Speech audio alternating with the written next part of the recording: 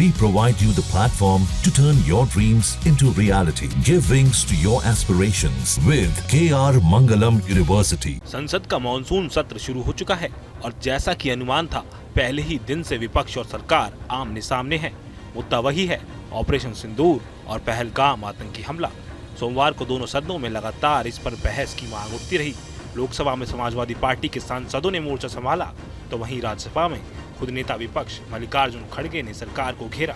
लेकिन इस बार सरकार बैकफुट पर नहीं दिखी, उल्टा विपक्ष की चुनौती को मौके में बदलने की पूरी तैयारी के साथ उतरी है।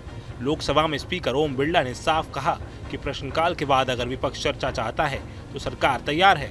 राज्यसभा में जेपी नड्डा ने भी कहा कि सरकार ऑपरेशन सिंदूर पर चर्चा से नहीं भागेगी, पूरी बहस होगी और तथ्यात्मक होगी।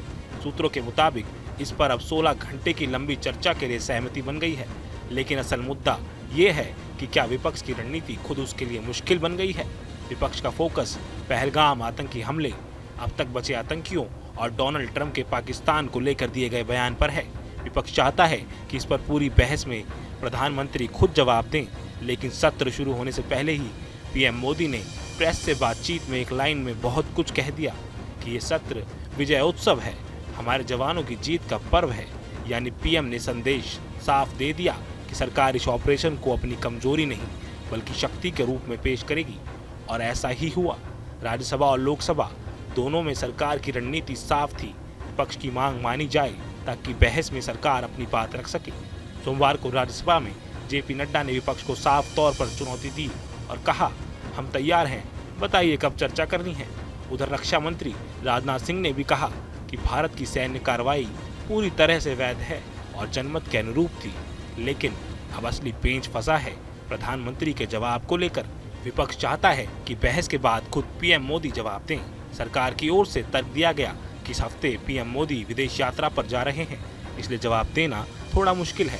विपक्ष ने फिर से आश्वासन मांगा कि अगले हफ्ते बहस हो तो पीएम मोदी जवाब जरूर दें। राज्यसभा की बिजनेस एडवाइजरी कमेटी में इस मुद्दे पर फिलहाल सहमति नहीं बन पाई है, लेकिन सरकार ने गेंद विपक्ष के पाले में डाल दी है। चर्चा की चुनौती स्वीकार कर अब बीजेपी के पास मौका है कि वो ऑपरेशन सिंदूर को अपना एजेंडा बनाए और विपक्ष की बातों को जवाबों से शांत कर दे।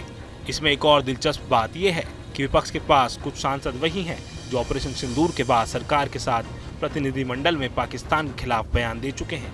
यानी चर्चा के दौरान उन्हें खुद अपने ही बयानों से आमना सामना करना पड़ सकता है। कुल मिलाकर संसद का ये सत्र न सिर्फ कामकाज के लिए बल्कि राष्ट्र सुरक्षा पर राजनीति के लिए एक बेहद अहम साबित होने वाला है। जहां भक्ति है हर शब्द में, कथाओं में छुपे हैं दिव्य रहस्य और ज्योतिष देता है जीवन को दिशा। धर्म से जुड़ी हर बातों को जानने के लिए हमारे चैनल स्तुति को सब्सक्राइब करें। चैनल पर जाने के लिए इस लिंक पर क्लिक करें।